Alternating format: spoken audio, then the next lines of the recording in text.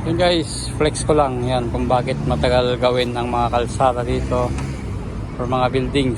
Ayan, dahil dyan sa mga line. Yun yan, ayan o. Nandiyan na kasi lahat guys. Yun yan ang tubig. Ayan, tubig yan, malamang blue. Sa mga power supply yan, mga pula. Tsaka yung gas, malamang ayan yung gas, natural gas. Yan, makita nyo mga kable. Kaya walang mga kable dito sa taas dahil nandyan lahat sa ilalim guys. Yan, yung pinapadaan lahat. Kaya malinis, no?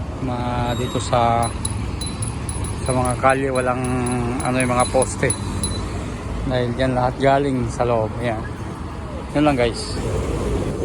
Ito kita nyo naman, daming kable niya na. Yan, pagkadami yan.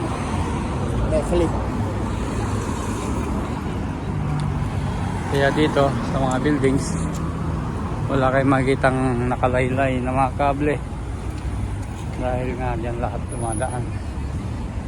Yan.